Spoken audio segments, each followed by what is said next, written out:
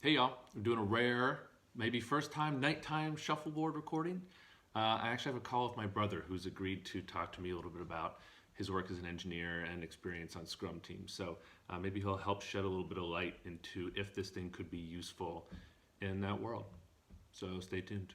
So I got a volunteer here today. This is Luke Persola, who also happens to be my brother, and he's an engineer in San Francisco.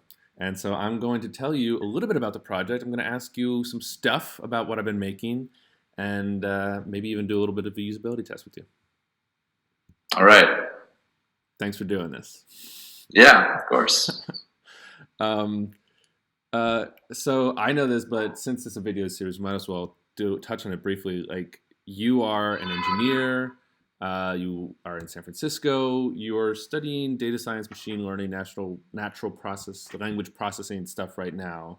But you've also been like Ruby on Rails, Python developer, doing web apps and engineering teams. Is that right? Yeah, I've been a web developer, mostly back end, and also Scrum Master a bit. Yeah, that's actually what I really want to talk to you about is like leading those Scrum teams. If that makes sense. Could you tell me a little bit about like what that role was like, how you came into it, and what you did as a Scrum Master? Okay, sure. Yeah, I mean, I think I've always had maybe a little bit of an interest in sort of like organization or something. Like I was, was in a housing cooperative at one point, as you know, Yeah. which I think is sort of related to the Scrum thing. And I was attracted to Agile once I entered the software industry. I actually had a Scrum Master at my first job, like a full-time one, which is a bit unusual. And at another job later on, we were introducing Agile to the company, and the people who were most interested in being Scrum Masters moved in that position for their own teams. So I did it for maybe 2.5 years about. And, this is an organization where there was not really an Agile culture. There was actually a lot of resistance in engineering to it. So it was a lot of conflict about it, and we tend to have a both chaotic and kind of minimal style of Agile. But I was in charge of it. I was pretty enthusiastic about it. I was trying to make it work. So I did care about the tools and also how much like engineers cared about them or what they thought about them and what they'd be willing to use, that kind of thing. Like just trying to get people involved. And yeah, I mean, there was a lot of complication to that whole evolution. I guess I should say I was on several different teams as a Scrum Master. We would be sort of switched, and so my position as a Scrum Master changed from time to time. Also, I got that they sent me to get a certification, so I did get the official Scrum certification from C Prime at one point. I don't think I knew that. That's cool. Oh yeah. Okay. But yeah, I mean, actually, I forget what I was going to say. Well, can you tell me a little bit about first of all, like your enthusiasm for it? Like, what was it about this process that made you excited? Um, well, I think you need to have some way of organizing teams, and a lot of the, either just letting things go how they're going to go, or just relying on management to just sort of make all the decisions in a centralized way doesn't work very well. So we could have a lot of debate about what the process would be like. I'm not saying that, Scrum, which is a specific Agile practice, is the right way to do it or not. I'm pretty flexible on these things, but I think you need to think about it. And my enthusiasm comes from wanting to think about it and also caring about team organization enough to like, it's actually meaningful to me and I'm going to go there. While some other people might just sort of say, whatever, I'm just going to focus on the work. Yeah. Can you give me an example of like what caring about the team organization does for a team exactly? Yeah, I mean, it avoids problems mostly. I mean, I guess you could phrase it in the positive if you want to, but for example, when I came to that company, we were regularly having all sorts of problems when we were doing releases, right? Because this wasn't even just a problem of Agile, but our process definitely had the potential to help in making sure that we were following some kind of process. I mean, I would say Agile or these sorts of organizational systems are about rules. So the fact that you're making rules at all sort of implies that what people might do by default is not correct in some instances. Yeah. And yeah. an example of that would be, if you're doing a release and people are not being that careful about the code that's being released, so it leads to problems in production, and then you end up dealing with that for hours and hours, which was a common occurrence for us. And while honestly the main thing that helped at that company was leadership in the DevOps, on the DevOps team, I think our agile process also did help secure that and, basically avoid situations where we would unexpectedly be fighting fires in production for hours at a time. Fighting fires in production. Tell me about the leadership on the DevOps team. What happened? What came there that made a big difference? They just hired a guy who's they didn't have a DevOps team before. They hired someone to be in that position. I think he was good at both having the right mentality for operations, in the sense that he was sort of calm and would make decisions in a deliberate way, which is good for that kind of thing, and for security. And and he was just good at managing his talent, I guess. What are some things that come to mind when you think of a good manager in that respect? Good manager. And for him specifically, I guess. Well, I mean, I feel like what I just said is a good chunk of it. Like, the way he made decisions, he would sort of not respond too quickly to things, right? He would sort of get input from multiple people. He would make sure that there was a timeline so that things wouldn't be done too quickly or too slowly. And then as a manager dealing with people, I mean, I think he just tried to develop people and sort of like, he was good at growing people into positions by giving them explicit opportunities. We're like, hey, if you can learn to do this kind of thing, then you will get to be in this position, as opposed to just sort of letting them defend for themselves, which is more normal, I think. Yeah. When he mentioned something about him getting a lot of opinions from a lot of different people. Was there anything specific there that he did besides just talking to people? Oh yeah, the video muted. Can you say that again? Sure. When you mentioned that he sort of got a lot of opinions from different people, was there anything he did specifically besides just chatting people in the hallway? I mean, certainly, he had meetings. I should say none of this is part of our agile process, right? This guy they didn't follow an agile structure, and it was a different team than I was on. But I'm curious because I'm wondering, one of the big things I'm wondering in talking to you is what makes effective engineering leadership, and what tools might be necessary for that. So I want to come back to your agile process, but it's just an interesting topic that's really relevant. Okay. So, yeah, I mean, definitely he was more structured than just doing it informally. He would have regular meetings. I think one thing that was good is he had like a very regular, explicit structure for soliciting feedback from outside of his group. Mm-hmm. So he would, have these sort of, I remember having release retrospect. So that's actually adopting like an agile term. And after release, we sort of go over like what went right, what went wrong, and that was definitely helped with the problems we were having during releases. And people from marketing maybe showing up or something like that if it was something that affected them. That wouldn't normally happen, but the opportunity I think gave him more of an idea of what was going on in different parts of the company. And then I don't know. I mean, sort of day to day, I got the impression that he managed his team well, and that they seemed to be on the same page more than people on other teams. And they were relatively small, so maybe it was a bit easier. But I felt like they got a good outcome in terms of system stability, compared to what they were working with, given what they were working with compared to the other teams. Yes. Yeah, totally. I'm just thinking here.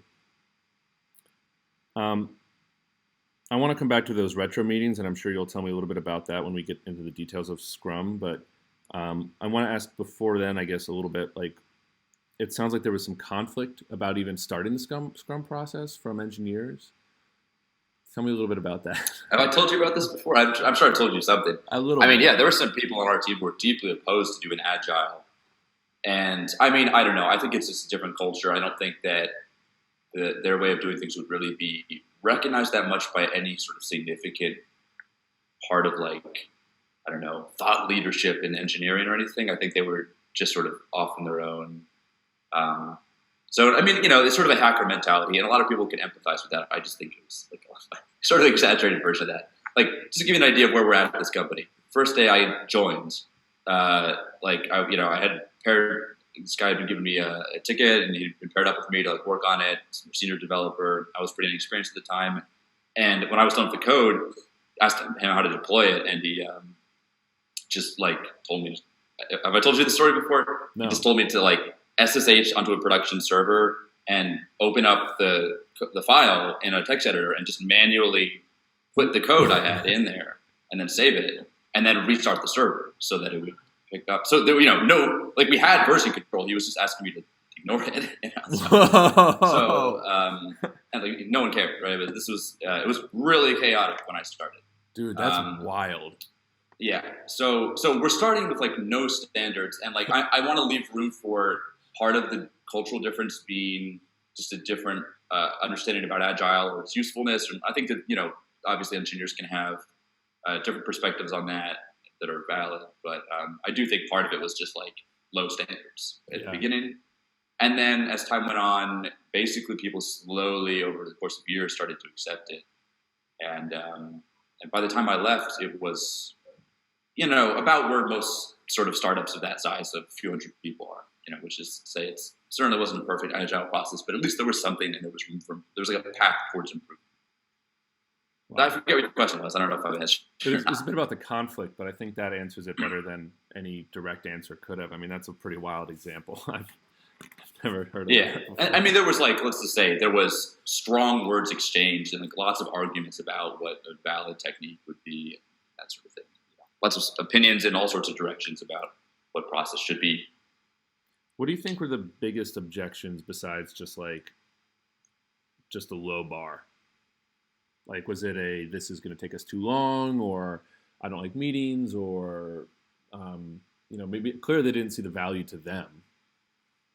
Yeah, I think some engineers would be concerned it would waste their time. I think I can think of at least one guy who I thought was a bit of a hothead who, I gotta remember this is public. Okay. Who I think just sincerely thought that having to deal with other engineers would hold him back because he just not that much of himself. And I think honestly people just found it unpleasant. Like they just didn't like having to, it feels kind of bureaucratic when you're doing that kind of stuff. You have to fill out your ticket. You have to like update your ticket. It's, people just feel like it's overhead. Even if it doesn't take that long, they might just be annoyed to do it. Totally. We might have to take that break here. So. Oh, okay. Yeah. We can break if you want. It's totally cool. Yeah, no, it'll just be a few seconds. You can keep going, actually. Okay. So let's see. We touched on your enthusiasm for it a little bit. We talked about conflict. I'm just looking at my notes here. Can you tell me first about your Scrum certification process and what that was like? Oh, one more note I just remembered on the last thing. Another thing I wanted to say is just that it's not the resistance isn't always, there's that really, in this case, we had very vocal resistance, sometimes, right? Sometimes like very intense. But a lot of it is also just getting, as a Scrum Master, I think it's like you just want people to do the minimum. And it's more about just like getting people to put in the effort. So a lot of it is like passive resistance where there's just not anything. And they're not like, if you directly ask them to, they'll do it. But you can't do it every time. So that's a big part of the challenge. And isn't that what so much of like these certain tools are like continuous integration tools or like Git hooks or something? It's just like, it's not about having to remember to do it. It's just sort of automating these processes so nobody has to ask. It just kind of starts to happen automatically. Yeah, even for yourself, that kind of stuff. I mean, I think that's especially relevant when you're transitioning into the process. But, even if you have an established process, it's certainly just easier to not, and, there's a lot of things I think with these processes where if it happens 9 times out of 10, that's basically just still not good enough because most of the value comes when you get it happen 10 times out of 10. And that, because generally it means that an employee can then rely on it almost always being done. Like if it's 99%, that's good enough to just assume it's been done. Yeah, totally. Okay, I'm lost again. No, that's Get okay. me back on track. It's happening in all these, whenever you talk to people, sometimes it's not obvious. I'm asking questions that are relevant to me and it might not be obvious to you that they're relevant, but it's so interesting. It sounds like this consistency is like a really important piece in Scrum, just like making sure you have good habits, right? And that like, it's not about lifting the big rock and getting it over the hill, or like feats of strength. It's about like these little moments of just saying we're going to be consistent, we're going to have incremental, marginal improvements, and as long as we can have like a reliable sense of our process, things will improve. That's what improvement depends on, is that consistency. Yeah, I mean, I think it's reliable outside of just being able to reflect on the process. There's different kinds of reliability. But that's one thing, and then it's not like the sort of when you talk about the boulder, it's not like getting past that one specific point. It's like making it possible at all and making sure it gets done every time. Both tend to be more important than making sure it usually gets done. It's just sort of middling. Yeah, totally. Okay, tell me about being a Scrum Master. Like, how did you come across that training very quickly, and then what was the training like?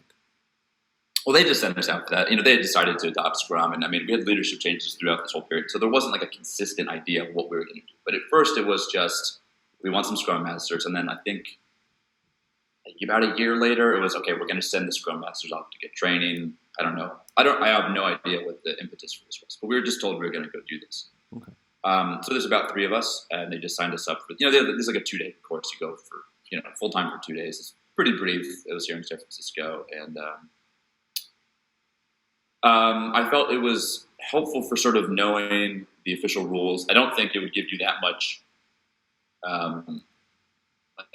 applied knowledge. Like most of these things, you probably just have to figure it out by yourself, because I'm sure you could spend a lot longer learning about this topic, and this was sort of more of just do you get the general idea, and do you know what you would have, how you would learn more? Gotcha. What was the second part of your question? It was both. What did you do there, and how did you get there? So I think you covered both things. Oh, okay. Yeah. What would you, if you were to describe Scrum to some person who'd never heard of it before, like, how would you describe that process? The first thing I would say is that there's some terminology mix-up. So Agile is a large, sort of a fairly vaguely defined cloud of different systems, and then the 2 most popular that you're probably familiar with are Kanban and Scrum. So Scrum is one of those, and it is a specific system that is actually defined in a specific document called the Scrum Handbook. So just understanding that even though most people who do Scrum don't follow it that precisely, understanding that distinction is helpful. Okay. And I think the main points for Scrum are the way that it has the concept of sprints, which people will probably be familiar with, and that there's like a sizing element. So you're deciding how much work to put in the sprint. You want to try and make this fairly accurate. And this is done by the team, the development team, as opposed to management, product owner, any other stakeholders, whoever. Gotcha.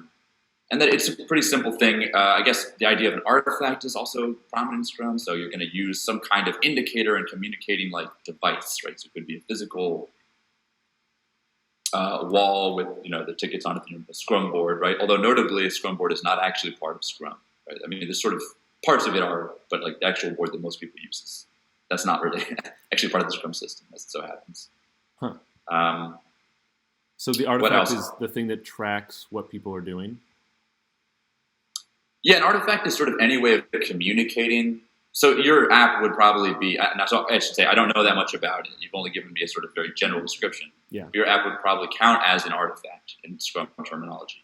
Okay. So an artifact is supposed to be, I think it's maybe originally was conceived of as a physical object. Clearly, a lot of people use digital ones now, but the point is that it's something that probably at least has some kind of visual appearance and records some information that the team either wants to, that's shared between multiple people. So the idea is that it's sort of up to date in some sense, and you can refer to it. So the team might use it for internal communication or between them and people outside the team. So is this like people would use like things like Trello or Jira backlogs? Like, is that what those are? Those are both specifically Scrum boards, right? Okay. Like Jira is a super fancy version of it, and Trello is a super simple version. Right. That's definitely considered an artifact. I don't know if there's I forget, is there like a specific thing that correlates to in like official Scrum? But yeah, like the fact that it's listing these items, and then there are tickets in Scrum.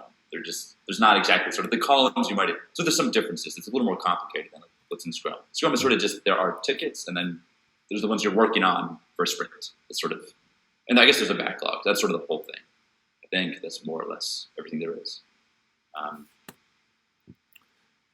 I'm really curious to talk about these the release retrospectives you mentioned, or really just retrospectives in general, retrospectives that you ran.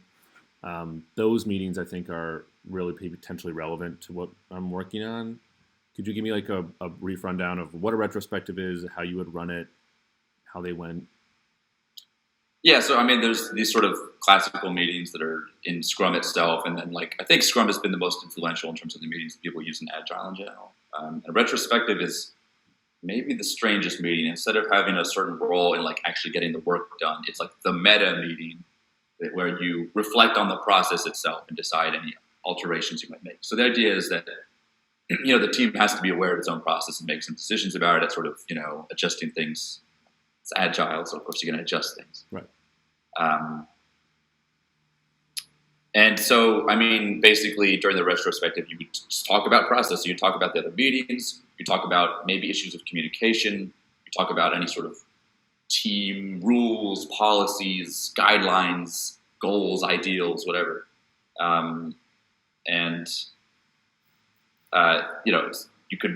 You could have a retrospective in which you decide that you're going to have 2 retrospectives a week or whatever. Like it's sort of, you can change all the rules theoretically, but within whatever pragmatic limits you actually have in that situation. Personally, I found that retrospectives were one of the hardest meetings to run because people don't care about process. So their effort to have a meeting about process itself is even like they're less interested in that than doing the actual process itself. They see it like they think it's irrelevant, or they're confused by what's going on, or sometimes they're suddenly very interested in it. But it can be hard because a lot of people aren't like super involved or like willing to do this sort of week by week or bi-weekly or whatever it is, plotting through incremental improvements to process. And people would skip out on that meeting a lot. Okay, so let me get that. I didn't take those notes down exactly. I'm going to go back and watch this video and take more notes. But it sounds like the issue, there was a couple things there. One was like they didn't want to deal with process in general. They were disengaged or bored, it sounds like, maybe, or something like that. Some notion of not wanting to be sometimes there. Yeah. And then they were sometimes really into it, like maybe when they had been really burned by some process, potentially. Is that what that might be? Yeah, I just feel like there's big swings where people wouldn't care a lot of the time, but that sometimes they'd get really, usually angry about something specific, whether it was the way someone else acted or they were annoyed that the sprint planning took so long or whatever, and then they'd come to the retrospective with a really strong opinion. And so maybe some of the most the biggest interpersonal conflicts took place in that meeting in particular, as well as some of the most boring meetings where I can barely get anyone to even say that they don't have anything to say, Interesting. Okay, so there's 2 big interesting pieces there. One is the boredom and one is like the intensity. So the intensity, like what is it like for you to run a sprint retrospective with that degree of intensity? What's the most difficult part? Well, I think I would, again, I don't know if I said this earlier, I would probably prefer the intensity to just the pure lack of willingness to interact at all. Sometimes I would have a meeting that was like 10 minutes long because people wouldn't interact. And even then there's like, I have to drag them through 10 minutes of it, I forget your question. Sorry. What's the origin of it? Like, what's the most difficult part about running an intense meeting? Is it, dealing with people, or are they unprofessional, or is it just? I think so the hardest part would be people just being uninterested. They know they're supposed to maybe think about stuff before the meeting, but no one does that because there's really no, and I'm sure this is true in other places, there's not really, it's not a core part of their job, so they're not going to be judged as harshly on that. Management doesn't really consider it to be something they need to do. So people kind of come unprepared in the meeting, still have opinions, and then they're kind of annoyed because they either feel like things that other people are saying are not important and they're like bored with it, or sometimes even if they do have an opinion, they don't know how to express it, or they just they feel like the whole thing is procedure and they just want to be done with it. Is common sentiment, my experience, I guess. Do people tend to talk too long in those meetings sometimes? Yeah, that definitely happens. Do you ever get the sense that there's something that somebody needs to say, but they don't say it? For sure. I mean, that's harder to say. In my opinion, yes, but that's a little more subjective, right? What do you do? What techniques have you used to like manage these meetings, either the boring or the intense ones? I mean, the boring thing is I over time became increasingly minimal. Like when I mentioned 10-minute meetings, I really don't think there's a point in keeping people in the room if they're not going to be engaged. So sometimes, as basically a gesture of goodwill, I would just say like, well, if there's nothing else, then we'll just go. And it really might even be shorter than 10 minutes. So just trying to like honestly earn their favor by making the process very simple sometimes, so that at times when I feel like we really do need to address something, they'll hopefully be willing to engage. Yeah. So that's one thing. Trying to, I mean, this is something you should do in general, but also trying to spread out who's talking so that, you know, if everyone has more smaller chances to talk, then they tend to be more engaged than if it's sort of like one person for a long time and you switch.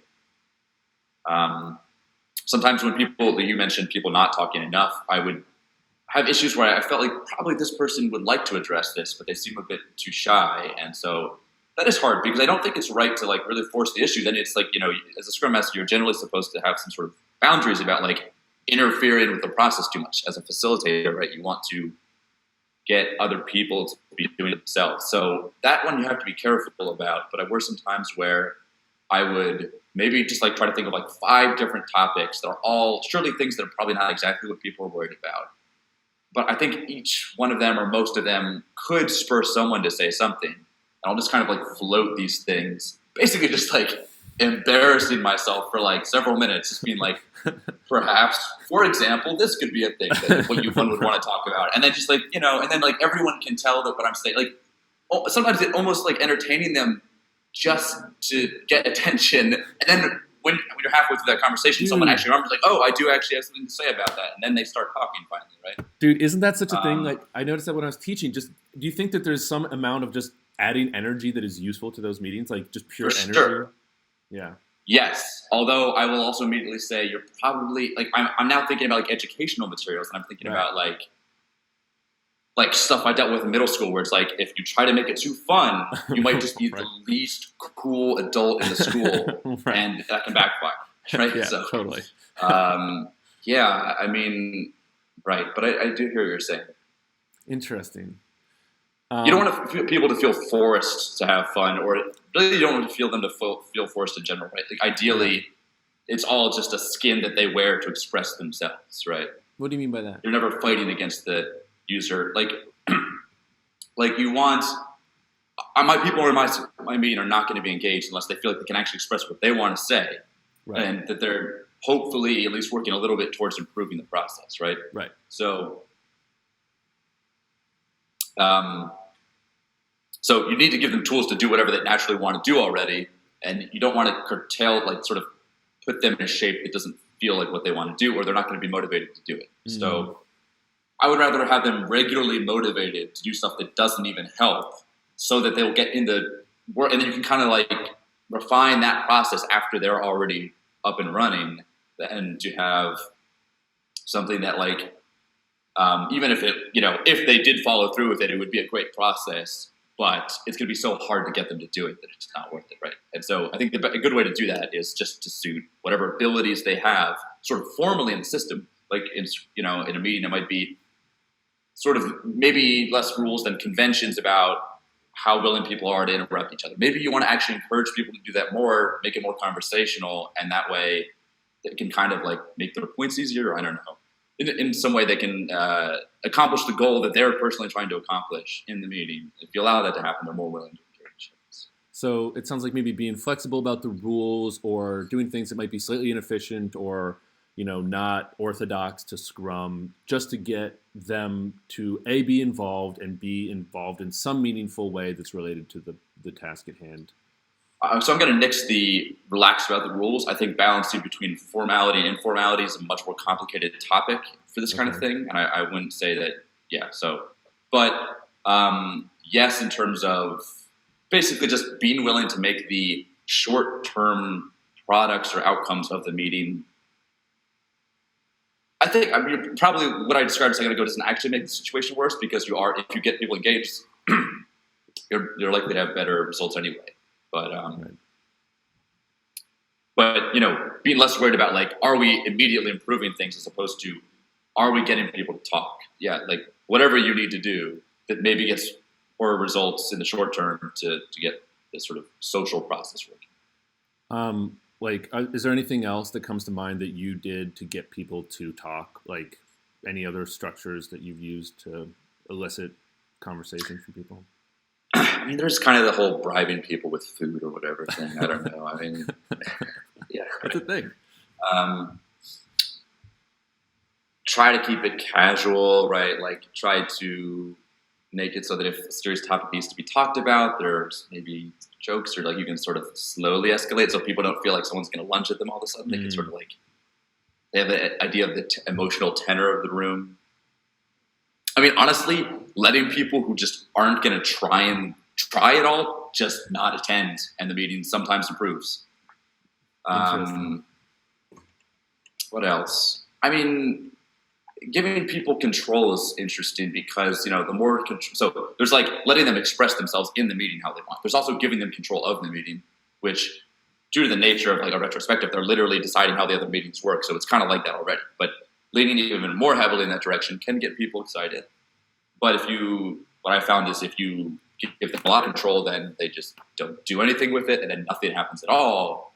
And like, it's like, oh, wait, I'm supposed to actually be making sure something happens. Like there is at least a meeting so that people who did want to address something, like that meeting needs to at least occur, right? So there's a bit of a balance there too. I might be able to think of more things if you want me to go in that direction, but I'm not sure. Do you want me to keep thinking about that, or? Well, actually, I mean, yeah. First of all, if anything comes up later, let me know. If anything else comes up that you think is super relevant now, I will drill on this one a little bit. Like, what kinds of control do you do? Like, what's an example of a thing that you do in a Scrum meeting to get that control? And then I also want to ask you for examples of people expressing themselves. Right. So you're talking about like how much control they have over the meeting. Yeah. So I mean, giving them control, I should say. I mean, certainly things like I would take notes in the meeting, but at first I try to get other people to do it to see if they wanted to have a hand in it. No. I mean, there's some things like I would note, like just even walking in the room, they know I'm the Scrum Master, and there's some idea that I'm the one who scheduled the meeting and stuff. So I get to like talk first and set the whole thing up, and I would generally end up facilitating. Because it's not that I would have happily had a rotating Scrum Master position, right? And like have other people facilitate the meetings. I did that out of necessity. But that's the thing you could do is like let other people be in charge of the meeting itself and kind of decide what the structure is more. There's some activities you might do, like there's like some voting games that like have been, I'm trying to remember if it's related to your thing or not. I think it might be, no, we were talking about it. But that kind of like some kind of participation where they don't actually have to just express an opinion in words, but they sort of, everyone gets a thing, everyone votes. So that makes sure that everyone is involved, Yeah. Easy. My throat might, I don't know, we'll have to see how it goes throat-wise. Okay. I think I'm okay. Take your time. I've blown my nose on camera on this series so many times. It's ridiculous. It's gross. So do what you got to do. And just say pause when we need to pause. We can always resume. Also, I mean, just mention, like, often I would just ask someone to talk about something, right? So it might be like, oh, hey, I know that you said something about this subject earlier, so do you have anything to share? They can give a yes, no on that. Sometimes it's like, you literally haven't talked the whole meeting yet. Like, I'm going to just ask you, do you have anything to contribute? Maybe they do, maybe they don't. Have you played? Or actually, now that I think about it, I did sometimes ask people to lead parts of a meeting. I could get them to do that sometimes, where it would be like, this person's clearly concerned about this topic. Like, hey, do you want to just do that? Like, decide how this conversation goes or whatever. Tell me a little bit about the games that you mentioned. Like, what are the games that you have used or heard of at least? Now, you're talking about retrospective specifically? Yeah, but also specific to start retros and anything that you might get more broadly. Yeah, so I mean, retrospectives. The one I'm thinking of is, and I know that you're familiar with some version of this. It's like a game where often in retrospectives, people do some sort of like analysis of the past, where they'll talk about good and bad topics. So it might be like, for example, everyone gets some cards, and you can write down a good or a bad thing, and then there's like 3 columns. It's like good, bad, neutral, and then think of a bad thing, you put it in the bad column. So that's just a way of like visually organizing it so that everyone can see like what's bad or whatever. Then usually after people have written topics and posted them on a board for others to see, then go through them and talk about some number of them as a team and have a conversation. There's other things that can be added to this. So there could be, you could anonymize who wrote each topic.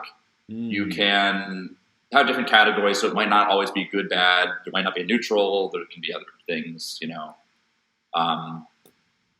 You can have a mechanism for deciding which, this is what I was referring to, which topics you're going to talk about, and that's often something like everyone gets 3 votes. You can vote for, you can vote for different topics, and we'll talk about them in the order that they got the most votes until we run out of time or something like that. Totally. So that's in retrospectives. And then, I'm thinking of pointing as being a kind of game too. Like, so in sprint plannings, you would normally have some system for approximating the amount of work it'll take to do a certain item. Falling apart. It's the bright lights of stardom, Okay. my friend. Yeah. Well, anyway, one way you can do that is scrum poker. So the idea there is it's sort of like the anonymization thing. you it's a little mentioned this different. before, yeah.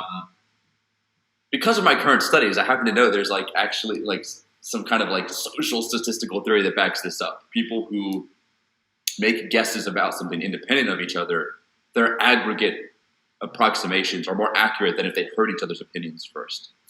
So yeah, totally. in scrum poker, what you're doing is basically just everyone approximates how much work it'll take to get something done, and then you something like take the average or the median of those approximations, and that might make your pointing more accurate. Very interesting. I think there's some other things in Scrum or Agile that might be similar to games. Those are the most ones that seem like actually like they're close to a like a party game or something. It's they have a similar structure, like physical items that are involved. But there's other sort of processes that are a little like you sort of take turns in various ways. And during plannings, I'm also thinking of like grooming meetings, which are an additional meeting that sometimes people do to prepare tickets before you go into plan. Totally. Do you find those games to be effective? What are pros and cons of those games? So, pointing in general, I think pointing has to be taken, it can't be taken too seriously. You have to, like, at the very least, see, you don't expect it to be accurate at first, and then you have to see what your record is, and in order to establish an idea of how accurate it might be. But yeah, pointing in general can definitely be helpful, at least in some teams, right? Yeah. And I think that Scrum Poker I prefer it to just, at least I would prefer Scrum Poker to just everyone voting, because I think that, it's better for people to be blind about what each other are saying. Okay. And the retro thing I mentioned, if you want to talk about, say, like the voting on which topics to talk about, I tend to prefer that.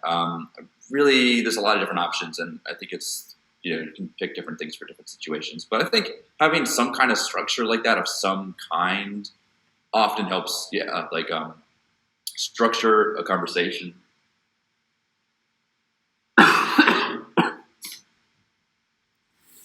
Oh, no. And it sort of gives people an idea of what to expect, right? It's like, in a way, it's giving them a tool that they know how to use because they've seen it used in other circumstances. Yeah. And so it comes maybe more easily instead of them having to invent what to say or do by themselves, which is, it's like not easy to do, I guess. Okay. So I'm generally in favor, but, depends on the tool or the game. How's your throat doing? It's okay. I think I can still talk a bit. I'm going to need to get some more water. Well, I think maybe we should take a break in a minute here and then do a usability test either after you get some water or just follow up on another day, which is totally fine too. Okay. All right, we're back. We took a quick break, and now we're going to do a little bit of a usability test. Did you have something else you wanted to say real quick, by the way? Yeah, I was just gonna ask you when you're asking me about the sort of like games people are playing. I was talking about just like stuff people would generally do on a whiteboard or something. So I'm not sure if you were on the same page or if you were imagining a digital version or not. Do you know digital versions? I know that you sent me an email about Scrum Poker, and I read it on camera during one of these sessions and looked it up real quick. Is there anything else besides that, or is that the main? Yeah, Scrum Poker, in my experience, well, I've seen it done digitally more frequently than in like some physical means. But I guess the other one, like the voting for topics, I've only done like with Post-its or something. So out of those two, it's split. How have you found? Do people seem to like the tools they have for Scrum Poker digitally? Excuse me. It's contagious. As far as I know, not everyone liked doing it, but I don't think it was an objection to the specific tools that I remember, at least. I mean, maybe there was. I remember thinking they were fine. I mean, the main the point where you'd have trouble mostly would be getting everyone in the same room, right? Like, how do you get everyone to just easily just click, be in the same meeting, and as opposed to like the actual interactions afterwards, So by room, I mean, one group of people who are playing Scrum Poker. So once you have a Scrum Poker tool, that's not a big differentiator, it sounds like to you, about whether or not the meeting goes well. It's the people problem of getting them in a room, of getting them. No, sorry. When I say getting them in the room, I mean like when you sign up for the Scrum Poker app, like it puts you in a room, which is like a group of people who are in the same game, right? Right. No, I mean, I already had them in a physical room. What I needed was to hook them up electronically. That was the hard part. So how'd you do that? How does it work in Scrum Poker? I remember having a version that just had like a link, and so it's not secure, and you could optionally put on a password, but like you just do not. I mean, at least for us, like you definitely did not need to have a password. Like you just, as long as the link is sort of itself like some random string or whatever, like it's just, there's no way that's going to be a problem. We're only using it once after all, and right. That was a pretty good version. It was just still sort of like getting people to click the link or know where it was. Maybe it would be better if it was the same between meetings, although that would actually increase my security concerns. Again, in this case, it wasn't that really a big concern. Yeah, I don't know. I mean, I feel like there was other issues about maybe people like having to reload it or something or whatever. Or one interesting part is that people would just use fake names for fun, which was kind of fun, but I think sometimes did actually interfere slightly with our ability to know what's going on. I've had that problem on Slack. People are using funny, goofy names, and I'm like, I don't know, like what your fake name is. I only know what your real name is. I need to tell you. Where are you? Right. Yeah. Interesting. Doesn't Slack have a username versus real name differentiation? We change both. It's maybe not. I don't know. Maybe I forget. Right. I think you can leave one of them blank or something. Was I going to ask you something about that? I forget. I probably have more questions about the Scrum Poker app you used and what its usefulness was, but I want to get into a usability test just for time concerns. I want to. All right. I'll definitely probably have a follow up with you on some of these points at some point. But let's just dive into seeing the tool, and I want to get your feedback on it. Okay. Couple usability test guidelines, real quick. I know that you know that I made this, but I definitely am having you look at it because I want to know what's working and what's not working. So as long as there's no personal attacks, I want to hear it all. So take this as permission to nitpick, to go down tangents, and really tell me what you're thinking. Try to identify the problems that you can see. I mean, it's intentionally rough, right? Like the version you're going to see is going to be clearly broken in some ways. Not broken, hopefully. Well, maybe, but talk out loud, think out loud as you go. Just like give me a stream of consciousness as you're walking through. Okay. Yeah. That makes sense. And I'll interrupt. I'm interviewing, so that's natural to me right now. Okay. Yeah. Basically, just do that. You can ask me any question you want. I may not answer it. I may ask you questions. You have to answer mine. It's unfair. That's not a very good intro, but I'm not really worried about it. Can you share your screen so I can look at you as you, or I look at what you're seeing as you go through? Yeah, let me just, I don't remember how to do it. I think it's in the, okay, here we go. All right, so we're now about to do a usability test, and we've gotten to stage.getshuffleboard.com. And you're just seeing this page for the first time, so tell me what your first impression is.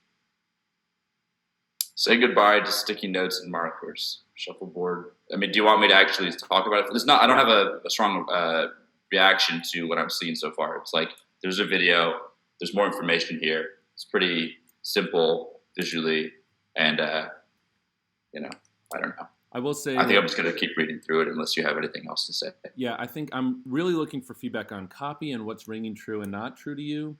There's really no visual effort on this page yet, so visually, nothing really to say. Okay. So yeah, I'll focus on the words. Yeah. So goodbye to sticky notes and markers. Well, since we've done this without context, I wouldn't necessarily know what that's referring to right now, right? I mean, I guess since we've just been talking about, was talking about this voting thing on retrospectives that involves sticky notes, and I can think of other things I did as a Scrum Master that involves markers, but not totally clear what that's referring to yet. Let's say especially if we had this conversation. Let's say that the only context you have is somebody says, hey, I heard you're doing Scrum Master stuff. You should check out this tool for Scrum stuff. Okay. Sticky notes and markers. Okay, so I mean, that's clearly things you could use in a meeting for various purposes. Yeah. Shuffleboard puts collaborative, real-time meetings on autopilot. I think it's useful to know that it's real-time, and I still need to know more about what it actually does. Yeah. Never miss a great idea from your team again. Join the beta waitlist. Okay, so I know there's something I can do to move forward. I think I want to watch this video now. Okay.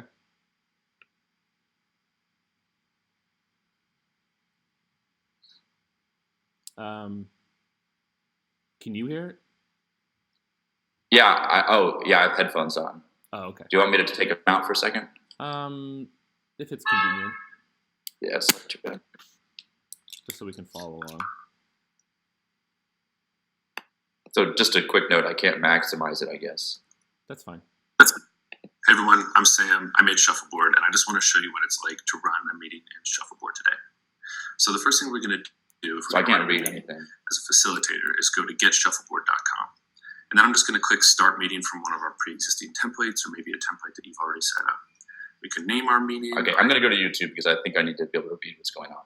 So it's too small to be useful to you, clearly, right? Like, I forgot. Yeah, I mean, if I wanted to maximize it, and then I can't read anything.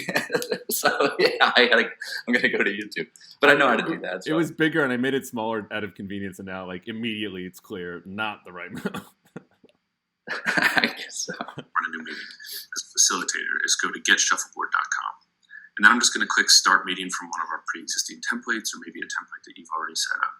We can name our meeting like this week's Sprint Retro.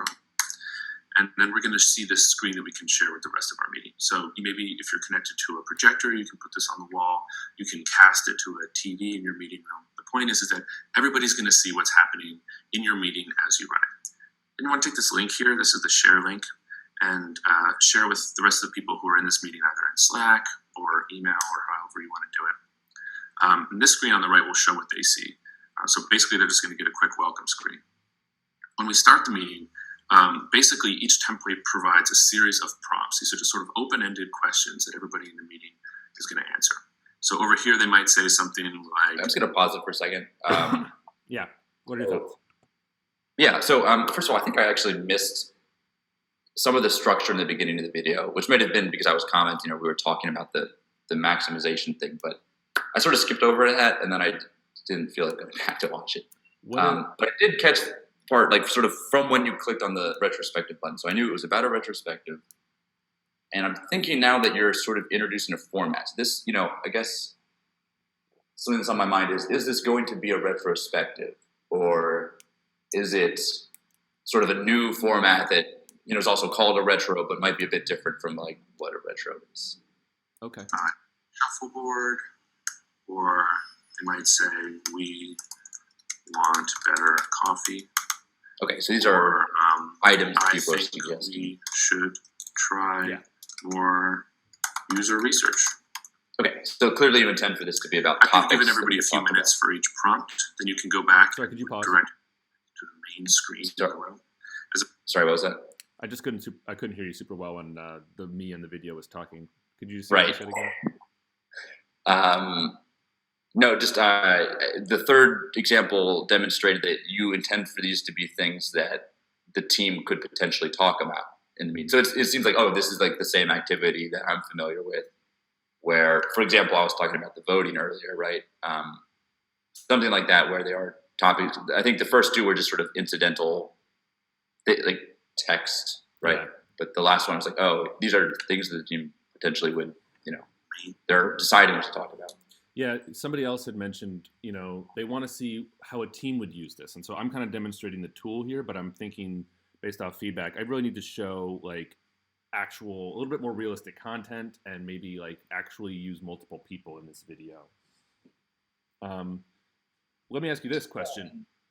Okay. How long would your patience be for this video? Would you still be watching it right now? Or would you have done something else by now? Realistically. So I mean, as is, where I feel like I had an interruption early on in the video. It's hard to say. I think I would be I'm pretty hungry for things that would seem like better techniques, whether it's a tool or just a suggestion about how to run a meeting. And this sort of tool seems to come with some structure, so it's sort of both. Yeah. So far, it doesn't seem new. I think basically, I know this sounds like a wishy-washy answer, but I really think it could go either way. Nothing has stood out to me that would ensure that I would continue watching. But I don't see stuff like this that often. And so for that reason, just sort of categorically, it's something I would like to see more of. And for that reason, I think there's a good chance I would continue watching. All right, very I cool. might forward. What was that last one? I might skip forward. Do whatever you would normally do. Okay, well, I'm going to go back and watch the beginning of the video, which I missed a little bit of. And then I'm just going to click Start Meeting from one of our previous. Was there something I missed back here? Show you what it's like to run a meeting in Shuffleboard today. So the first thing we're going to do if we're going to run a new meeting as a facilitator is go to getshuffleboard.com. And then I'm just going to click Start Meeting from one of our pre-existing templates, or maybe a template that you've already set up. We can name our... What were you expecting to have happen there? Can I watch a few more seconds and then tell you? Yeah, sorry. Our meeting, like this week's Sprint Retro. And then we're going to see this screen that we can share with the rest of our meeting. So maybe if you're connected to a projector, you can put this on the wall. Okay, yeah, that's all I remember. So I guess I didn't actually miss anything. I think what's weird to me about this is, this says Sprint Retrospectives. Wait, these all say Start Meeting. I don't understand the difference between these things. They all seem like they're, when you clicked on this, you were sort of saying, I'm going to start a retrospective, as if you were making a choice. But not only is this one the one that says retrospective, but they all say Start Meeting. Are these actually different buttons? Customer journey, I guess, could be a kind of meeting. Yeah. Oh, this is the generic meeting category, simple brainstorm. Okay. So I do think it was weird that you said, I want to start a retrospective, and then you clicked on the one that wasn't the retrospective, because that's if anything, confusing. Totally agree. Okay, and then I think I'll skip forward again, unless you have anything. No, whatever you would normally do. I totally agree with everything you're saying. So this seems like it's picking up where I was before. I think we should try. I'm going to look for something new. But any meeting where you basically have to get a bunch of people. Okay, so at this point, there's several things up there. It's what I expect so far. There's suggestions for what to talk about. Oh, it looks like there's thumbs up. So I'm going to go back slightly to see the voting mechanism. With any question, you could ask what went really well about. Yeah, I know. Get a bunch of people in a room. Where's the thumbs up part? Shuffleboard and show it as the main screen in the room. As a facilitator, you can tap to reveal each card and show what its contents are one at a time. So maybe we would. So the main screen thing is interesting because that is sort of exciting in the sense that I would like to have a process like that. Of course, I don't necessarily have a process like that, but I could adjust for it. So that seems doable. I don't think there is a thing about thumbs up here. You want to generate or get ideas out of their heads and I share think them. you just keep skipping it. With something sort of like a consensus, this format is really, really good for. I've had a lot of effective use of this format, just doing it myself with Post-its and Sharpies. And I know it's a really common format often, but it's pretty tough to use and run because you just have to deal with a lot of Post-its and Sharpies and stuff. And also, it's really, really not good for remote teams. And this is a really important meeting format. So if you have a remote team... So I feel like I'm kind of familiar with the problems. Although I don't agree that it's mostly about the physical issue of like getting the Sharpies and Post-its. That is annoying, but anyway, I do think there's like potential in this kind of thing. I'm still looking for like product features though. And the most important thing is that when you're done, you have a report here of everything you had in the meeting. So you don't have to take pictures of all these Post-its and try to read people's chicken scratch. You can just see for each prompt, what were the questions, what were the answers that each person gave, and how many people liked those answers. Shuffleboard is in private beta right now, so you can go to getshuffleboard.com to sign up, and you'll get notified when I launch the official app to the public. Okay, so I would actually probably quit the video after hearing that it's in private beta, because I think I was sort of on the edge where I was like, maybe I would want to try this out. Because, it might be more convenient than doing it physically. And like, it's just here's an online version of this thing I've done already, right? Yeah. But, does it offer anything new and exciting? Not that I'm aware of. Maybe I missed something. But it just sort of, I think actually that whole thing about like giving you the report afterwards, that's sort of like the closest thing to like, oh, this is why I want to use it. Because that's something new that I don't automatically get. And like dealing with all the Post-it notes afterwards is annoying. So that's something I get. And there's no real disadvantage compared to doing it physically. And maybe it's just easier to have the screen. Like the screen can be unreliable because you have to rely on like the projector working and stuff. But, this is a little more organized. So maybe that's better than Post-its. Also, everyone should be able to read them, which they can't normally read the Post-its. So it seems like there's some mild advantages. But in my experience, I haven't cared that much about having the summary afterwards. So that is... like that helps. It's nice to have that, but it's not going to be something that really attracts me to it. And then when I hear that it's private beta, I'm like, I got to sign up for it and stuff. Like I can't even try the simple version without like asking to be part of a beta. Nah, never mind. Yeah, totally. Really good stuff in here. So I'm thinking about a couple things. I mean, this is kind of an unfair question, to be honest with you, but is there a feature based off our original conversation that you were maybe hoping you would see that you didn't see? Well, for a second, I was thinking there might be some kind of innovation on the meeting format because it kind of didn't directly address the idea of probably, I guess it did to a degree. I'm trying to think of like, did it say, hey, there's this one meeting format where you suggest topics, you're probably familiar with this.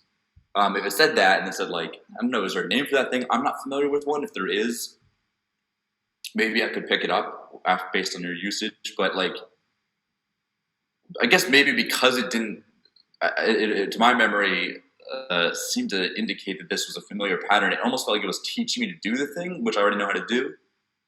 Yeah. And then, so because it was doing that, I was thinking there might be some sort of new twist, right? Like, think there was. Just wait, yeah. Yeah, like, okay, but within our version, there's this, right? Right. I guess because I'm interested in innovations or changes in like, in how the meeting would work, I'm open ears on that, although I would also probably be, fairly like critical or like I'd have my own opinions about if you did introduce something like that. Let me try to summarize, and can you tell me if I'm on track or not? It sounds like it was a little bit too instructional, like it's obvious enough how to use this thing. And it was a little bit, what else would I say? It was a little too instructional, obvious enough how to use this thing. It was a little, there wasn't really many, you were hoping for more features and something interesting. And it sounds like it was a little bit too focused on like the basic concept of running a meeting online, like on a shared board, and not enough on like what that meeting will do for you or what the format of that meeting specifically would be and how it would help you. I'm almost getting lost. I'll into the last one, I guess, which is, I don't know if it's that like I don't know if the things you suggested, like maybe those aren't necessary, but I think it was just for me that it seemed like a video made for people who maybe weren't even familiar with this technique I had used. I wasn't like sure about that at least, right? So it wasn't that it was like, oh, this video wasn't for me, right? But it was just like I'm not sure if like this is just a digital version of this thing I've done before. So that might actually be useful, but it's like a small get, I guess, and it's sort of like I don't have strong feelings about it. I could end up using it just as like digital version of this, nice. But I'm just not gonna. If you're looking for something more compelling, it wasn't more compelling. Yeah, I think the good thing is that my assumption was that I'd have to do a little bit of explaining about what this thing even is, but it kind of seems like, yeah, it makes sense. People contribute meetings and we share the same document. Like that seems like not a grand leap to make to people. Oh, I'm thinking it's entirely about suggesting. I guess there were other kinds of meetings there, but I've basically forgotten about that by now. I'm just thinking of like, oh, you can suggest topics, and then everyone votes on them, and then talk about it. What did you say you'd forgotten about? That there were other kinds of meetings. Because I know there's those 2 other buttons that I guess there's other meetings. I don't know if they're part of it yet or not. They just have different prompts. They're the same. It's the same kind of. It's all the same kind of meeting. Overall format. Yeah. I mean, I guess what you're saying is, and there's some specific things you're saying that have come up before from a couple of people who saw this and gave me feedback on it. And I think it was that like we don't need like you to walk me through how it works, but I just want you to show me like what the biggest benefits would be to me and make me want to use this for my team and show me how it might work for a team. Would you say that? Yeah, I mean, I think some of it's obvious what would be appealing about that, like that it's just digital. So that's better in some ways, worse in some ways, but probably net positive, I guess. Right. Do you have a second part of that question? Check that you off. I don't think so. It's actually interesting because the digital thing is interesting. People keep mentioning that as benefits. Like some people are really into it, but it is interesting that it doesn't seem like that's something almost worth saying. Like people seem to kind of get it. It almost seems like cheesy to mention it. They kind of want to get to like, it's just sort of a surfacey thing to say, right? Like it's simple and easy. Like that's what would be better is if it said like better retrospectives happen on this because of X. Is that? I think there's 2 directions I could see it going in. One would be make it more attractive to people. Number 2 would be, oh, this is the digital version of this thing I already do. So make it even less time to learn about and make it, I could sign up for it right now and I can do it in 5 minutes for my next meeting. So if you want to just focus on getting people to sign up for it, then I would not even want to watch this whole video. I would want just a web page that's like, this is that thing about voting on topics to talk about. Here's a button to download or whatever. Here's the link, right? Just start a new meeting. Just like immediately create meeting now, right now. Yeah, I mean, because if I wanted to work something like this, I don't necessarily need a tutorial. I probably can figure it out, right? Yeah, totally. Well, I guess that's your job to make sure that it's well signed up that I can figure it out. But I would kind of like to do it that way, I guess. Yeah. Or if it has attractive new features, then maybe I do need to learn about it. And also, I'd be more willing to learn about it. But I haven't seen those yet. Totally. So I need to, they need to be in a video or whatever. Can we continue with the test and watch the stuff? Yeah, without headphones if you can, so we can. Well, right. Actually, do we want to do the rest of the video? It doesn't matter about the headphones because there's no other sound once the video's over. Oh, you're suggested here. Oh wait, I gotta share it again. Sorry. Yeah. Do you want me to finish the video, or what do you want me to do? Only if you would have, if you were watching this. Like, what would you do next if this was you? It sounds like you'd probably close the tab, based on what you said. Give me a second to share here. Sure.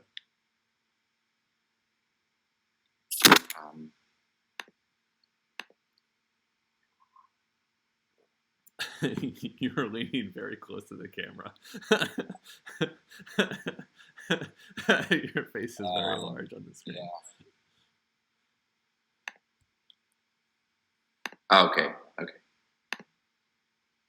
All right. Okay. So yeah, I think I would have exited the video around here. Maybe I would skip forward just briefly. Full process of making shuffleboard. I hope this is interesting to you, and you can check out the link Did below. I miss anything back here? Get ideas out of their heads doing more user research, and wanting better coffee. Okay, that Now, little interaction I had participating noticed in the before, meeting but can also see I think I everybody's understand how it works. Okay, I'd probably go back to the site by now. All right, so I'm gonna try and just do this naturally. Would you stay on the site, or once you found out it was in private beta, would you probably close? Well, I still have this tab open. I mean, honestly, it's just too hard to say at this point. It's not a natural enough process for me to really be sure one way or the other. Sure. I think I'm sorry that it's just a moderate feeling, but I do feel like this is basically something that is attractive enough in some ways that I might look into it more. Maybe like depending on my level of boredom, but it's not clearly compelling, so it's just sort of could go either way. Yeah, we certainly haven't shown you anything yet that's going to make you like stand up and say, "Oh my God, yes, we need this." Yeah. Cool. Okay, so I'm gonna say I just would go back to this tab and we'll see what happens from there. Okay, so agenda with one click. Agenda. Okay, I haven't used one of your own built-in tried and true templates or created. What's an agenda? Ooh. Everyone contributes on their own device. Okay, that seems relevant. Feels like it could be a burden. Well, no, I guess you need to vote through some device, so everyone would have to have their own device. Almost convinces me that a digital version of this might not be great because managing many devices, everyone having it installed could be annoying. Well, if it's web, then I guess it's okay. I can just send them a link. But possibly more complicated that everyone has a device. On the other hand, if you are going to commit to the digital version, it makes sense that you'd have to do that. I wouldn't expect something else. And then, once I get there in my head, maybe it's not so bad. Group support and rate ideas together. I don't think I care about that. Put your ideas to work. Export your boards. Download a beautiful report to share with your team or boss or client. Having something to export. I think I'm more just interested in a record. I have not had to impress teams, bosses, or clients with this kind of stuff, so that doesn't really. I'm not that interested in that. Cool. Bring out the best in your team. Make sure everyone is heard. Okay, how do you do that? Keep leaders and extroverts from dominating every meeting. Shuffleboard's unique format makes room quieter voices to contribute. Makes room quieter voices to contribute. Should be makes room for. Okay, yeah. So, yeah, I mean, honestly, if I saw that, I'd be like, "Whoa, this is they just put this site up, like, whatever. They're not serious about this yet." Well, I did. Yeah, right. So, you mean it's not really specific. Like, how does that? You're not sure what that means, or isn't it agrammatical? Shuffleboard's unique format makes room quieter voices to contribute. Oh, it should be makes room for somebody, like makes room for somebody to contribute. Oh, okay. Yeah, now I get it. Okay. Gotcha. What if it was not a typo? Here's this. What? If there was not a typo there, would you still have thought, oh, they just threw this up there, or are you intrigued by that? You know what I mean? Oh, the quieter voices thing in general. Yeah. I think when I first read this, I was thinking, make sure everyone is heard. And I was still kind of thinking, like, maybe there's something new about this product then that, like, does this more than techniques I've already used. But, like, I've already used a technique that people vote on the topics. So if that's what you mean by make sure everyone's voice is heard or everyone's heard, I mean, I'm familiar with this technique. So it's not really, I don't see what this is new. It sounds like, so I wouldn't be sure because I don't know what it's about. I'd be like, is it actually doing something that's like trying to distribute across more people? Right. Or is it the same game I've played before? Collaborate from anywhere. I kind of expect that from a digital tool. The best part of paper and marker is without the hassle. Okay, so that is maybe actually the most attractive one to me because it's like selling it as, yeah, it's what you know, but simpler. And that is sort of the part of this so far that is the most appealing to me. Very interesting. Cool. Join beta waitlist. So I don't know if it says the same thing at the top, but since it says waitlist, I'm actually more inclined to click it because I feel like maybe I can click it, put in an email, and then you'll let me know when it's easy for me to use this thing. And I don't even have to like petition you for permission or whatever, right? Yeah, I scroll up. I think it is the same, but I could be wrong. Yeah, you're right. It is the same. But for some reason, when I saw it the first time, I was thinking I just saw join beta, and this time I saw waitlist. That's funny. Yeah, funny. Do you think it would be more tempting if there was an email address input right there? Yeah, I mean, if it was like something like I don't know, if you could communicate the idea that you will send me an email when you will allow me to use the thing without any supervision, or like, if this had a link that said start a new meeting, I think there's a good chance I would have clicked on that just to try it out, right? Totally. But I might also sign up for something that will send me an email when that link is available, and then then I can click on it. Totally. That's a good point. I mean, the beta waitlist thing is not for you to be so intrigued. It's because I don't want people using a bad version of this yet, although I might just not do that pretty soon. But yeah, I just want to make sure I can. I mean, basically, I'm not invested enough in this to put any effort into seeing what it's like signing up for a beta. So I'm probably just not a beta customer for this, right? Totally. Or I could be an open beta customer. Will you go ahead and create an account? Oh yeah, sure. I know maybe you wouldn't have necessarily, but I want to actually have you. Yeah, I doubt I would have. Okay, so even if I click this button, if I saw sign up with Google, I probably wouldn't do it because I just don't like linking sites up to my personal account. It's funny. So many people tell me that. I do it all the time. I love sign up with Google, but it seems like so many people do not love that. I do it sometimes because it is simpler and that's nice. But I mean, I know okay, so I'm going to click it because I assume we need to. And also maybe I would click it just to see what permissions you want, which I should see at this point, right? Yeah. And at this point, I'm assuaged a bit because it looks like, let's see, I have to choose an account. It's signing you into the live account. I'm not really sure what's up with that. I guess I was expecting it to give me a list of permissions, but maybe it doesn't even need that. I don't remember how that thing works. Yeah, it doesn't need any. It's not permissions. Maybe it's just automatic account, I guess. Yeah. Create an organization. Well, I assume I have to do this. I should keep going, right? What's that? I should keep testing it more. Do you want me to just please go through? But I have to give you. I'm just typing here. I have to give you. I have to unblock your beta account that you just created. Okay. Just give me a second.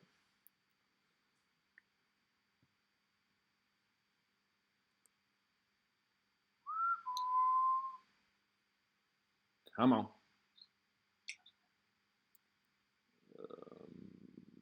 This is not correct. Hold on.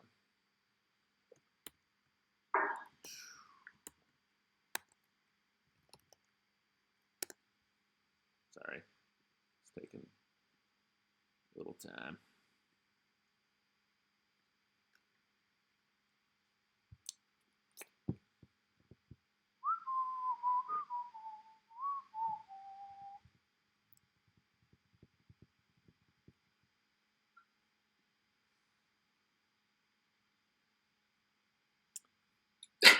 Yeah, this is a bad user experience. Oh, sorry, I just got to manually approve your account. This is how every, this is how every, this is the planned experience. This is exactly how it's supposed to work. Yeah, I mean, I assume this is on your list for taking care of sooner rather than later. Do you have to do something with the database or what? Yeah, I have to flip it in the database. Just because you intentionally are making it so that people can't use an account unless you approve it manually. That's intentional? Yeah, that's okay. I have to also just remember the name of the attribute here. Yeah, it's literally, it's not, there's nothing fancy about, there we go. That was it. Oh, it changed. Nice. It's literally just, I'm doing this because I don't want people just going crazy into the live thing and having it be super crappy. And that might be stupid. It might not be even useful, but I want to make sure that it's at least got a modicum of usefulness before I have to start worrying about managing everybody's database. Yeah, I'm sure that's a hard line to draw, right? I mean, especially if, you have only so many friends that you want to, you can use up the people and then you have to find strangers, which is harder. So yeah, totally. Do you want me to start? Yes. So let's pretend you were just running a sample meeting. I'm just trying to. Oh, okay. Like, you know, So you want me to be a Scrum Master? Yeah, or you were just, you know, I guess if you were just playing with it, like, what would you do? But okay, so this is me. I mean, if I was here at all, it would be because I was thinking, well, maybe I'll be a Scrum Master again someday, and I might want to use this tool. So, right. So is that fine enough context? Yeah, totally.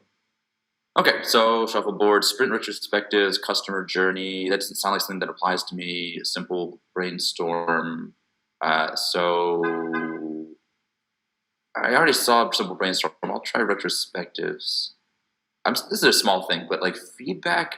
I almost just wish this said just feedback, because I feel like I would immediately identify it as something where if I click this, I can give like a text message, like a message in text very quickly.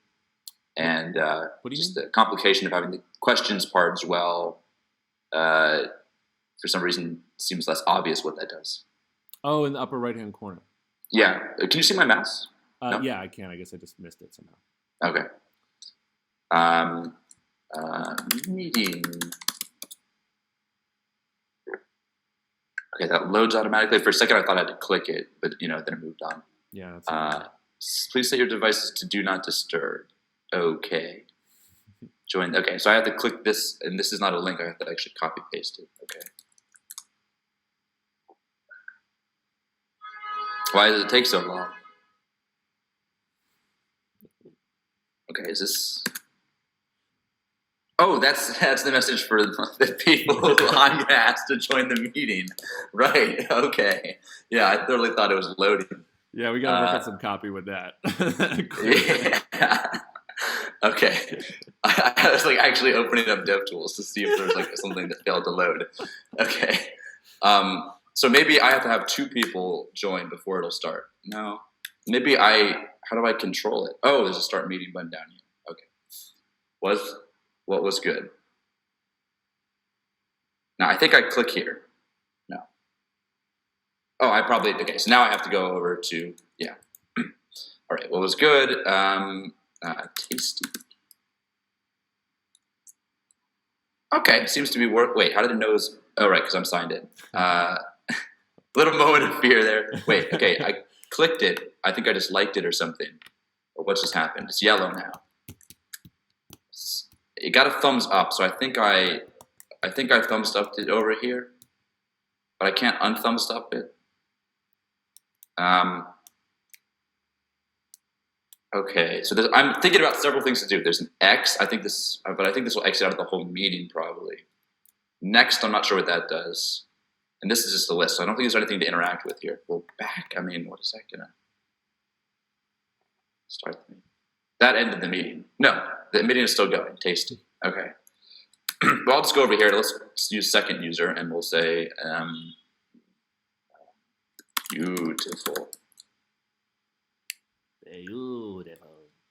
Okay, so you don't see your own here. I was sort of expecting that to show up in the list with tasty. Yeah. And wait, tasty has tasty, but beautiful only has tasty. Confused. Oh, tap to reveal. That's what I accidentally did before. Okay. I'm turning off the phone alarm. Okay. So I, as the meeting controller, get to decide whether something gets shown to other people. That almost butts up against some of my instincts as a Scrum Master. I'm like, why would I get to decide that? But it's like maybe just if there's a lot of people in the meeting, maybe honestly, people should be able to control themselves enough that you're not going to get like spam here. Interesting, because you had mentioned specifically that one benefit of Scrum Poker was that not everybody got to see everybody's things as they went up, and it seems like that was actually the design of that feature. It doesn't seem like it's working for you. I have not conceived of anything in this app as having to do with Scrum Poker so far. I have thought of this as purely, this is a thing where you can suggest topics for meetings, and that's because in the video, there was 2 set examples that were sort of generic, and the third one was, here's something we did good. So I was like, this entire thing I've been interpreting as like the thing where you put suggestions for topics to talk about in a retrospective up on a board and then vote on them. Gotcha. So, which is fair. And I mean, what was good thing. I mean, I am in the retrospective meeting right now, so for sure, I think I did think, oh, these other buttons might take me somewhere else, but definitely in that mindset because I'm in the retrospective meeting right now. Gotcha. Of course, it's funny here that these are both in the same user, and that but I don't see this as a problem, but it is just a funny thing because I have multiple tabs open. You might think that they would. Well, I guess it is recognized as the same user. I guess you might think that it would prevent you from opening up additional tabs, but I guess there's no real reason. Okay, this is updating now, so I know that it doesn't update instantly in the tabs. That's sort of a mental note. And I guess all thumbs up here. Okay, it's circled now. Wait, did that happen? Did not. Okay, so I guess the circle just means that one person thumbs up it. Now, if I do it here, oh yeah, oh right, because I'm in the same user. I guess that's not very. I'll just keep one user because I'm just confusing myself at this point. So, okay, one like. So I see that you can vote on it. I can't really test out multiple users, so I'm not going to try and see. Oh, what's how many likes can you get or anything like that. It seems like I can suggest the topics and then vote on them, and then can I edit them? Like, could I go in here and? I don't think that's a thing yet. So, okay, at this point, I'm like, I think I understand this whole thing. I don't even know if there's anything else to do. I guess I'll hit the next button, see what happens. Oh, we're not even, okay. So we're not going to develop just like one layer of these things. We have, for some reason, I really want to click on this and like type. I don't know why.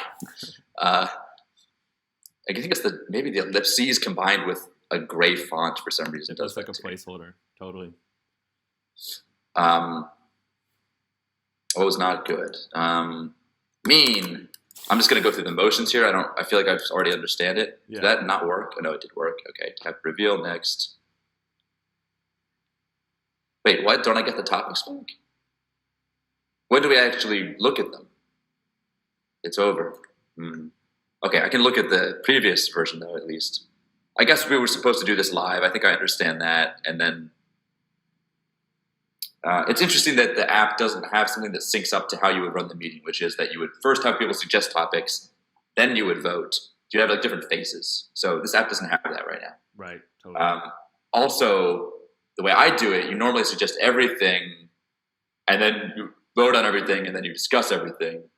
Although I can imagine that some other people might do the entire process for just the good, then the bad, or something like that. So it seems as if here you would separate the phases per subject, which hasn't been my habit. Totally. Yeah. I can present this. What? I think it's just doesn't do anything yet. Yeah, it's just confusing. The presentation mode is what you were in before, and actually that came up in another usability test. I just haven't fixed it yet. Okay. I'm going to try out one of the other meetings. I mean, customer journey I think is not relevant to me, but I will just sort of see what it looks like.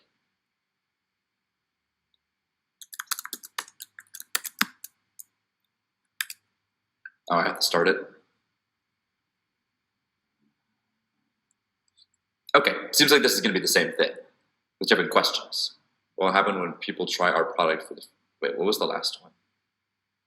When people hear about it, when they try it, become a repeat user. This seems like some sort of business thing. I think I'm sort of sensing this is actually about like design because I know that you're a designer, but I think otherwise I might actually think it was some sort of like business thing. Yeah. I don't know if it matters what I know it's for because I probably am not going to use this one. Totally. And then simple brainstorm. I saw this before. I'm assuming it's not going to have much going on, but I'm just going to check it out to see if there's anything I'm missing here because I'm curious whether there's. Okay, I have to do this again. Wait, is this the one I had before? Ooh, interesting. Is this the one I had before? Oh, apparently not. No, like as in like I was mixing up the tabs. Like, was this tab like one of the users on one of the other meetings, or like, is this the right tab for the? I'm thinking of the tabs as being separate people because in my mind I'm trying to model multiple people using it. So I'm kind of thinking of my tabs as this is me, and then like this is one of the people in my meeting, and so I was thinking the tabs might be linked to a specific meeting that I had started. Totally. I think I might. One of the things I'm thinking from this is that I should probably show the name of the meeting on the other tab, and maybe show like your little picture of your face so you know who you're logged in as. Clearly, that wasn't obvious. That you didn't even know. Yeah, I didn't know. I was sort of thinking. I guess there would be no way. The only way it would have. Yeah, there wasn't an explicit suggestion that there were different users, but I was sort of just thinking of it that way because that's what I would actually have if I was trying to use it. Yeah, totally. So wait, what even happened here? Okay, this looks the same. This looks different, right? Wait, isn't this different? I feel like this is different, but I don't know. Okay, this seems the same. I'm just trying to see if they're, okay, yeah. So that seems like it's just the same. I mean, I don't think that it was, look here. Yeah, okay. Okay, I think I've explored everything, so I'm sort of done with it. And at this point, I'd be like, I mean, maybe even before this point, but at this point, at least, I'd be like, okay, I know I can use this for just a place to keep topics. People can suggest on them and vote on them. Since that is the thing I've done, maybe it would stick in my mind. And if I became a Scrum Master or started doing this kind of thing relatively soon in the future, I think I might remember it. But this is more of a, here's the tool, keep it in my back pocket. I might actually favorite it or something.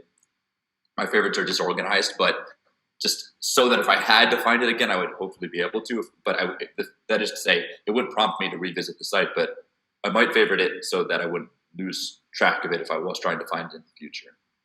Okay, cool. Oh, God. I know, it's the worst. It's a mail to link. Worst. Yeah.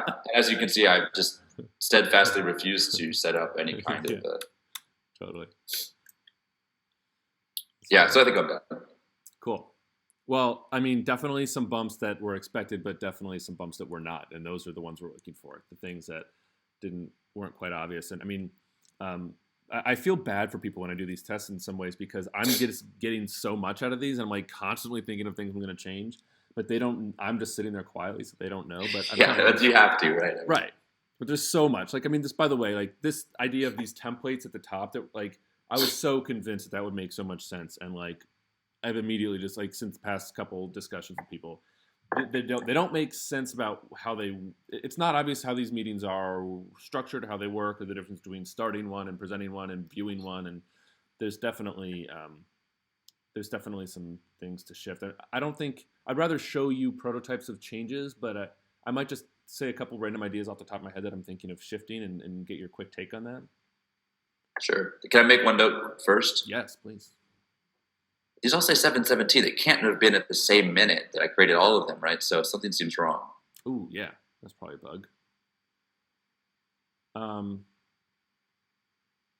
Plus, that was 1 minute ago. Yeah. So maybe if I just reload it, it'll say now. Yeah, it's just the current time. Oh, no. That's funny. Yeah, I mean, it's funny because, I mean, some of this stuff is fairly well done. Like the security of the database, for example, I spent a lot of time on is working well. But clearly, like I'm just like splashing mail to links places. Like there's clearly some places I've not spent a ton of time on. Okay, so one thing I'm thinking with these templates is they don't seem to make, I don't even think the concept of a template is super clear to people. I think I'm just going to call things meetings. And when you click on them, you can see a preview of what the meeting is and all the different questions that they have. And when you're done with the meeting, at the very last slide, you'll see that report essentially that showed you the summary. But that'll just be like the last slide, and there'll just be nothing but meetings. So the preview is what people have currently submitted thus far, but it like updates as time goes on. Maybe. Well, I mean, I don't know. If you were designing this app right now, how do you think you would make it work? Good question. Well, I think given that all of these seem very similar, yeah, we don't need 3 of them. If I were designing it, so if it was for me, it would just say retrospective because that's the thing I recognize and I could use this tool in that way. Yeah. But if we're designing it, I guess it wouldn't just be for retrospectives. Customer journey and other stuff might be relevant as well. So I would probably just have kind of this button, maybe with some additional text around it, but I don't think most of this is helpful. I think it would just be like start meeting. And this list makes sense to me. And then, I mean, like maybe it would just be like a live thing where you could, like as the person controlling it, it'd be nice to have a list of who's like currently has an active browser tab and therefore at least theoretically could be watching what's going on. Cool. I want to see who the users are. I want to have a list of what's been suggested so far and how much they've been voted on. I want to have like a button that says, okay, now you can start voting. And maybe an end voting button. I might want it to like sort automatically how many votes you got so I can like go through them in order. Ooh, that's a cool idea. Yeah. Yeah, I think this could all happen in the same like view. Like, I don't feel like I want to finish the meeting. I want it to be like always revisable so that I can like just do things with it as we go forward. And then, yeah, at the end, it might be nice to have like a printout, but I don't even really need to think about that. I don't even know if it needs to take me there automatically. I could probably find my way here if I want that. But again, I'm not someone who puts a lot of stake in the report after the fact. Yeah, it's interesting. People have mentioned that it's not about the report and a shareable report, it seems, so much as it is just about the record, as you said. Yeah, right. I guess I meant, yeah, I was sort of thinking of a record. Not versus like a printed report. Cool. I mean, printed? I mean, yeah, definitely wouldn't print anything about it. Right, or, like a, yeah. Well, you're thinking of like a formatted thing, right? Like, right. As opposed to, well, I don't know. What's the difference, actually? I'm not sure if I do know the difference. Well, like, some people have mentioned that other documents they use, they will download as PDFs and share with clients, for example. So kind of presentable, and yeah, like I guess the PDF is different because you can email it and stuff. Right. Yeah, okay. Right. I definitely, like, in my context, I'm just doing what I need to do to get something done immediately, and it's kind of all in my judgment, and there's no oversight on me being a Scrum Master and the experiences I've personally had, although I'm sure it's different in other places. Who do you think would be the best person to use this thing? Like most interested in using it? Yeah. Who do you think would want this the most?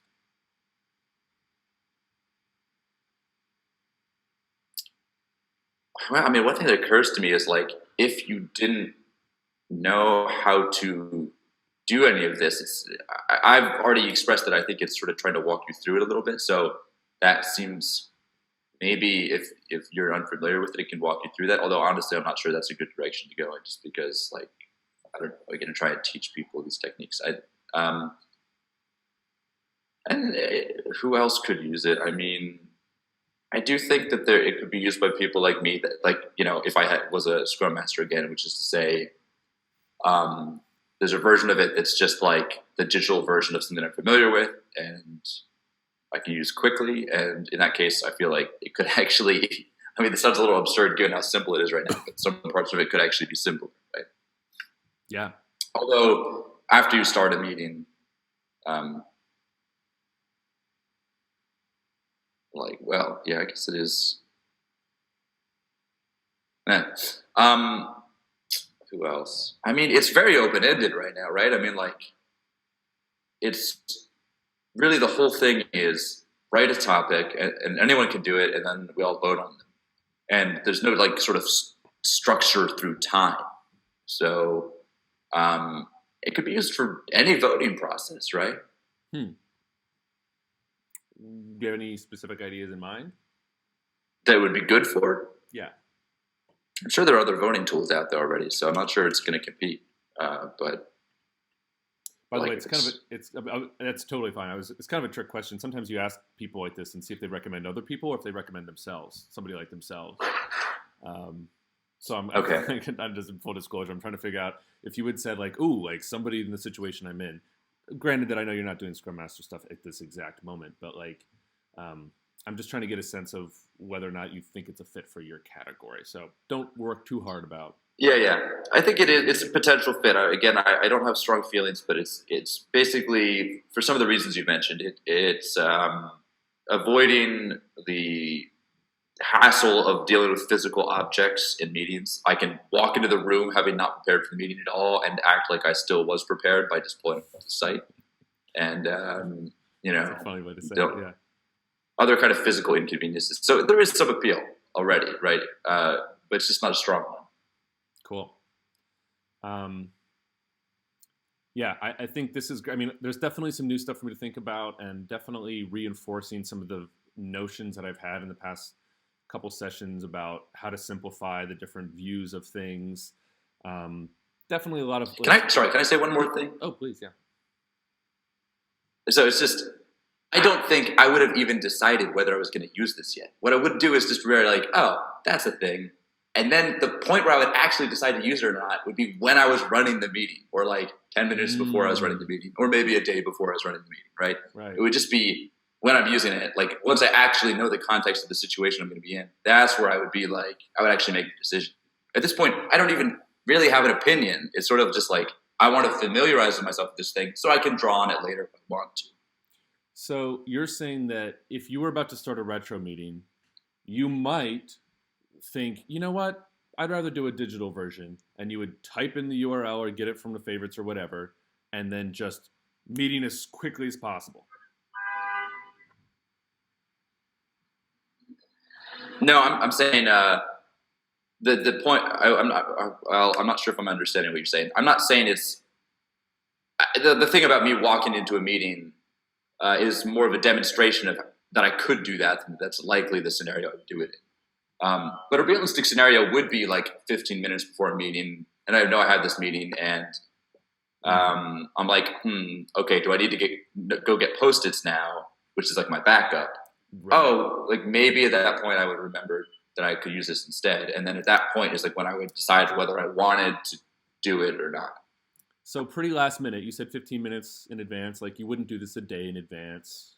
I might. Okay. I don't know. Yeah, depends. It depends if I like feel. Maybe if I was preparing for that, if I had just started on a new team, I probably would be preparing for meetings more ahead of time, right? To like make sure they're going to go smoothly at first. In that case, maybe I would check it out like a day or two in advance. Yeah. But I always have that backup of Post-it, so I don't really need to look at it earlier. Totally. Yeah. It totally makes sense about optimizing for that. Like, just let's go. Like, let's get up and go. Let's make it super obvious what this thing is before we start. And let's make sure that you can just get in there and, get to meeting as quickly as possible. That's a takeaway I have from that comment. Is there anything else that you think should take away from that thought? I mean, just sort of bouncing off of what you just said. My point in originally saying that was whatever, like, you've got to think about what is going through the user's head is going to be relevant, like, maybe then instead of as I'm actually discovering the thing. And then along those lines, just I'm thinking about, like, how you start the meeting, like, because for me, a very important thing is easy to start. This is easy enough to start, although it's sort of the matter of interpreting these three. But then also once you start it, not only would I like this to be a link, but I would like a copy button so that I can send it to other people. I do find that hitting a copy button, maybe it seems excessive at times, but a copy button for me, it's just nice to click something and have it in your, what do they call it? Your paste. What is that called? Yeah, your clipboard. Because then I can just paste it into Slack. So it's nice to not even have to highlight it. Totally. Well, I'm so with you. In fact, you can check out the videos. I was kind of preventing you from seeing some of the video series because I wanted to do this with you with very little context.